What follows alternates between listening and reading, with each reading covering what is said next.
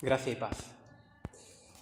El Adviento y, como sabéis también, pues la Cuaresma también, son fechas del calendario cristiano que coinciden con una intención: la preparación, el mentalizarse ante una celebración importante que está a punto de festejarse.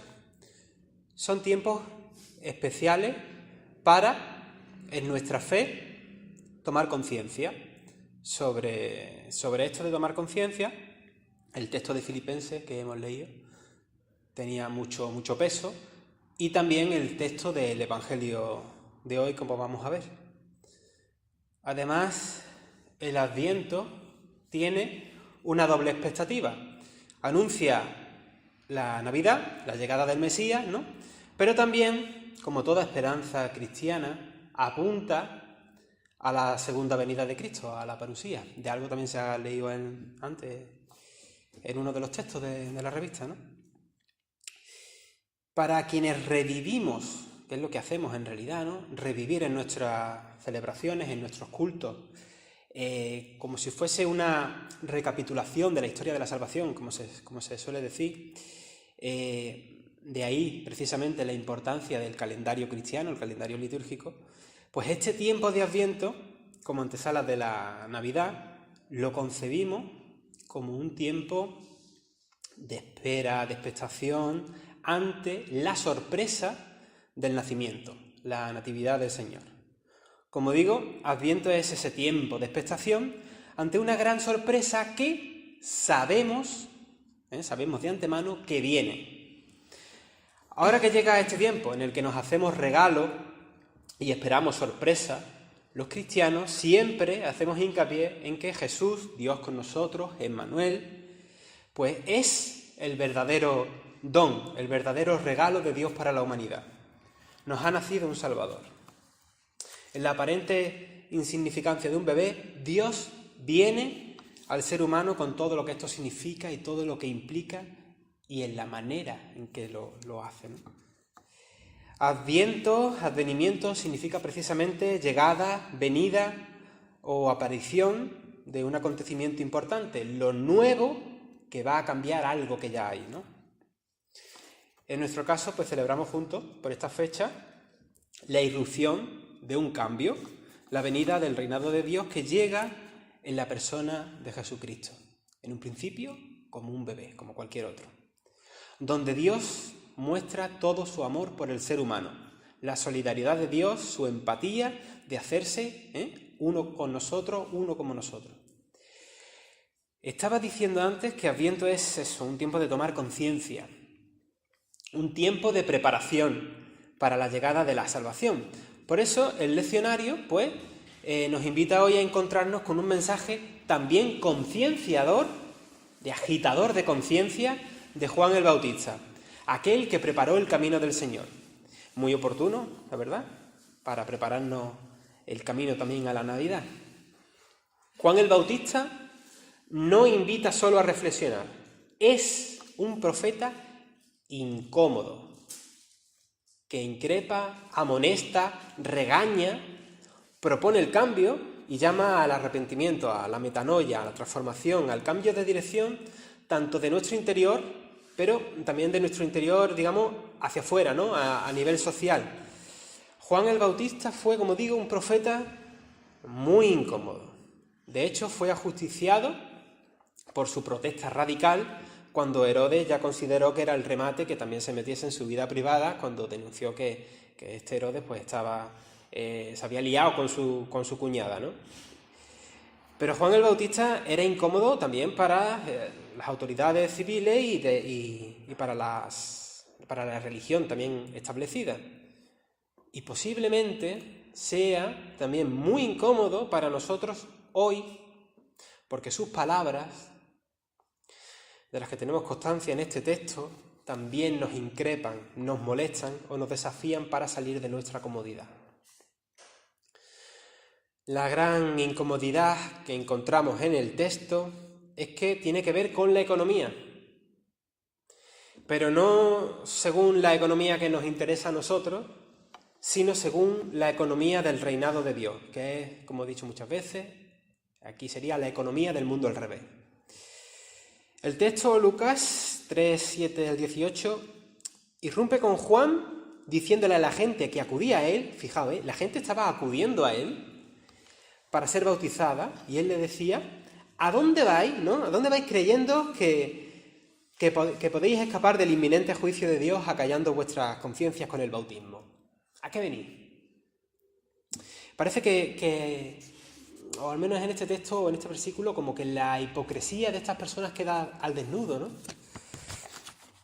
Además, Juan utiliza para dirigirse a ellos unas palabras muy poco finas, ¿no? Palabras que conocemos también porque han sido usadas también Jesús, ¿no? Para referirse a los fariseos, llamándolos generación de víboras, raza de víboras, hijos de víboras. Aquí, ¿cómo era? Camada de víboras, ¿no? Traducía la que hemos usado esta mañana. Todas esas son traducciones posibles, ¿no? Una forma muy fuerte de hablar, ¿no? Si mi madre me escuchase hablar así, diría niño esa boquita, ¿no? Pero es que Juan, sin embargo, llama de esta manera la atención, ¿no? Ahora bien, lo importante es lo que este profeta dice a continuación, en el versículo 8, porque lo llama así, ¿no? Y dice, dad frutos que prueben, ¿no? Que prueben verdaderamente vuestra conversión, y no andéis diciendo, poniendo esa excusa de que sois descendientes de Abraham, porque eso no vale de nada. Dios puede sacar descendientes de Abraham hasta de las piedras, ¿no? Y así al final ha sido el caso, que ha sacado descendientes de Abraham hasta de los gentiles.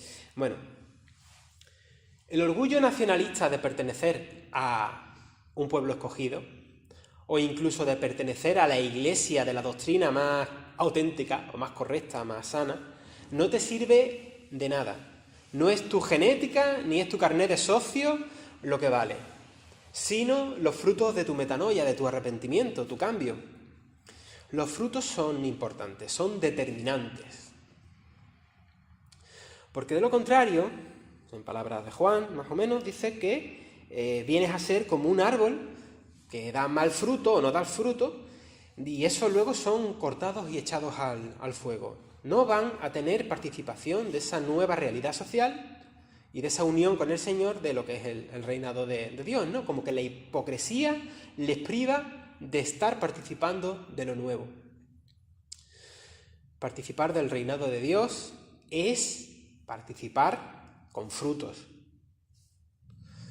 Frutos que según Romanos pues tienen que ver con la paz, tienen que ver con la justicia y promover ese gozo del Espíritu Santo. Es obvio que en el contexto cristiano, pues oye, es verdad, hay muchos creyentes, hay muchos cristianos que sus actos testimonian precisamente que no están participando de ese acontecer del reinado de Dios. Por lo tanto, es importante mirarnos a nosotros y tener un poquito de autocrítica, ¿no? A ver si es que nosotros también, igual que aquellos que acudían al bautismo para callar sus conciencias, a ver si nosotros estamos haciendo lo mismo. Bueno, muy bien. Sabemos, además, y lo tenemos muy bien aprendido, que la salvación es por gracia, por medio de la fe, que esto es un don de Dios. Entonces, todo esto de los frutos, ¿esto a qué viene, no? ¿Esto qué es lo que es? Esto de qué hay que hacer. Y esto de qué hay que hacer es una buena pregunta. De hecho, si miráis el versículo 10, los oyentes de Juan se preguntan lo mismo. ¿Qué tenemos que hacer para dar ese fruto que testimonia nuestra transformación? Es una pregunta concreta que espera una respuesta concreta. Y a continuación, el Bautista propone una organización ética del mundo. Primero, le dice a la gente común que el que tenga 2 túnicas, que le dé una al que no tiene ninguna. Pero también dice lo mismo con la comida, en el mismo versículo. Es decir, aquí lo verdaderamente difícil, lo realmente incómodo de Juan, es que dice no que compartamos nuestras posesiones, sino que regalemos lo que tenemos de más, para ser equitativo en este reparto de los bienes, ¿no? Para la sociedad. No es prestar al otro, no es prestar, es dar. Es la conciencia social de mirar por el necesitado, de repartir las riquezas y crear una sociedad de iguales. No sé qué virguerías hacen en algunas iglesias, pero esto, para que Juan no parezca una especie de comunista, pues se predica de otra manera, no sé. Lo mismo pasa con el Evangelio de Lucas. Pero es que eso no es todo. Fijaos en el texto. En el versículo 12 le toca el turno, como dice Xavier Picaza, entre comillas, ¿no? Entre comillas, es un pequeño broma, pero es una broma no tan broma. Dice que le llega el turno al Ministerio de Hacienda. Es decir, unos que recaudaban impuestos para Roma, que habían venido para bautizarse, también querían saber qué es lo que tenían que hacer. Juan responde: no exijáis más de lo fijado. Y es que no hay sitio para la corrupción ni para oprimir a las familias tomando de ellos más de lo que pueden dar. Y esto también vale para las iglesias, aquí no es el caso, pero iglesias que exigen esos diezmos abusivos para enriquecer a los dirigentes y luego dejan a los feligreses pues en una situación muy precaria, ¿no? Porque ya vienen de por sí. Normalmente esto suele pasar también en contextos donde hay mucha pobreza, surgen iglesias de este tipo y si ya la gente tiene poco, además se les estruja, ¿no? Sigamos viendo las propuestas de justicia, que es lo que son, propuestas de justicia de Juan el Bautista para estar en sintonía con el programa del reinado de Dios. Llega el turno después, versículo 14, siguiendo la broma de Picaza, del Ministerio de Defensa. Los soldados representantes del dominio del Imperio Romano llegan y preguntan a Juan: ¿y nosotros qué tenemos que hacer? Le responde varias cosas. No uséis la violencia, no hagáis extorsión a nadie y contentaos con vuestra paga. La verdad es que la versión que hemos utilizado me gusta más, pero bueno. En contra de los que utilizan las armas para matar y enriquecerse, Juan pide a los soldados que se pongan al servicio de la paz entre todos, contentándose con su paga, es decir, con un sueldo adecuado, sin tener que robar, sin tener que extorsionar. Y la verdad es que esto de la paz, o de mantener la paz, no debería dar pie a justificar lo que es injustificable. Ni mucho menos en nombre de la paz. Yo a lo mejor, no sé, me acuerdo de eso de la guerra por la paz. ¿Os acordáis cuando lo de Irak? Guerra por la paz. Yo sé que es un tema difícil, ¿eh? Curioso también que estos soldados romanos, que son gentiles, son paganos, no son judíos, tengan desde ya pues esa posibilidad de participar en el reinado de Dios, esa inclusividad abierta a todo el mundo. Todo lo anterior anda buscando siempre el bien común, una armonía social. ¿Qué mejor que este tiempo de Adviento, de antesala de la Natividad del Señor, que nos preguntemos también: ¿y nosotros, qué tenemos que hacer para estar en la frecuencia del reinado de Dios? ¿Qué puedo hacer para contribuir a ese proyecto humanizador de una nueva sociedad de Dios y con Dios? ¿Qué me exige el Señor? ¿Qué nos pide como iglesia? Hemos dicho que Adviento es un tiempo de expectativa, un tiempo de espera, que espera la sorpresa de la venida del Mesías. En el versículo 15 del texto, el pueblo allí presente tiene esa misma expectación. Se preguntaban, de hecho, si Juan sería el Mesías, cosa que no era. Pero esta circunstancia Juan la aprovechó para explicar su cometido y el cometido del Mesías, que era el que iba a venir. Yo les bautizo a ustedes con agua, le respondió Juan a todos. Pero está por llegar uno más poderoso que yo, a quien ni siquiera merezco desatarle la correa de sus sandalias. Él los bautizará con el Espíritu Santo y con fuego. Esto del fuego suele interpretarse como el fuego del Espíritu Santo. Y de hecho también hemos hablado antes del fuego del Espíritu Santo, que es una realidad. El fuego del Espíritu Santo es ese ánimo que te viene de dentro, que te pone el Señor, ¿no? Pero este fuego, al menos en este versículo y en el paralelo de Mateo, En realidad no es, según los exégetas, no es una alusión al Espíritu Santo. Fijaos que primero habla del Espíritu Santo y luego y con fuego. De lo que se trata es de lo que viene a continuación en el versículo siguiente. Cuando dice que tiene el aventador en la mano para limpiar su era y recoger el trigo en su granero, la paja, dice que la paja, en cambio, la quemará con fuego, que nunca se apagará. Y como muchas otras palabras, exhortaba Juan a la gente y le anunciaba la buena nueva. Esto del fuego no es, como digo, el fuego del Espíritu, sino una alusión, una criba. Tened en cuenta que siempre el Evangelio, siempre los textos bíblicos nos ponen en esa tensión de tener que decidir, ¿no? De dónde te posicionas. Y aquí de lo que se está hablando es de una criba, que es típico también de la literatura intertestamentaria o peritestamentaria judía. En Primera de Enoc 49.3, 62.2 va apareciendo esto, en Salmos de Salomón, que también es un libro que no está en la Biblia, que es típico del pensamiento judío de aquel tiempo, 17, 26, 37, en los rollos de Qumran, en manuscrito 1QSB 524-25, y aquí precisamente en Lucas encontramos esta misma aclaración de lo que se está tratando en realidad, ¿no? De esta criba. Pero bueno, estas al final son curiosidades que a mí me gusta decir y ya está. Vamos al texto otra vez, el versículo 18.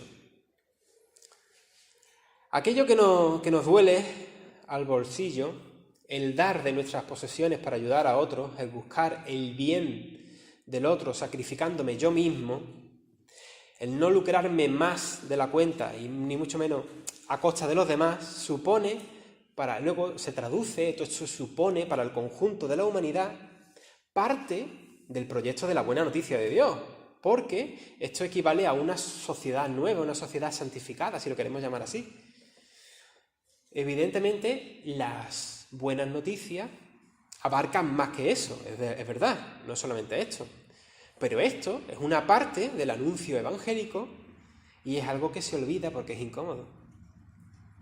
Es muy incómodo que nos digan que quien atesore 2 túnicas, o pensar en cosas de hoy en día, pensar en casas, comida, moneda, lo que sea, mientras que otros no tienen ninguna, pues eso destruye el principio central de la justicia, en el contexto del sentido profundo de la moral económica del reinado de Dios. En nuestro mundo, en nuestro sistema capitalista, que se rige por otros valores, por otros principios, por otra mentalidad, que nos digan esto, pues nos duele. En Navidad celebramos la llegada de nuestro rescatador, de nuestro libertador. Tomar parte con Jesús es tomar parte de su proyecto liberador hacia los seres humanos. Pero no hay que olvidar que este itinerario es el itinerario de la cruz. Nos toca cargar con nuestra cruz en medio de un sistema que no está de acuerdo con los principios del reinado de Dios.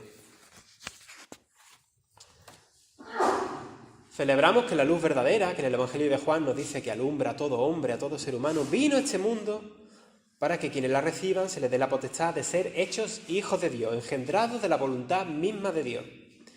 Pero por ese motivo celebramos ahora en Navidad que Dios, en toda su expresión de amor, viene a nosotros. El Logos se hace uno como nosotros y con nosotros, Emmanuel, para que seamos hijos de Dios, para que seamos nuevas criaturas de un orden nuevo. Por tanto, nos toca vivir participando de una realidad que es contra el sistema imperante del mundo y los valores del mundo. La predicación del Bautista sacudió la conciencia de mucha gente que estaban allí. Espero que también haya sacudido las nuestras, ¿no? Nuestras conciencias. Nos llama a volvernos a Dios. Nos llama a prepararnos para acoger al Mesías, muy idóneo en estas fechas. Según Mateo 25, no es el único texto, pero es uno de los que mis favoritos, según Mateo 25, los que son vicarios de Cristo no es el Papa, los que son vicarios de Cristo son los necesitados, según este texto. Si queremos acoger al Mesías, hay que mirar hacia los necesitados. Y aquí de nuevo la pregunta que se repite 3 veces en este texto del Evangelio de hoy. ¿Qué tenemos que hacer? Que cada uno se la responda. Vamos a dedicar unos minutos a reflexionarlo y que sea el Espíritu Santo quien nos oriente.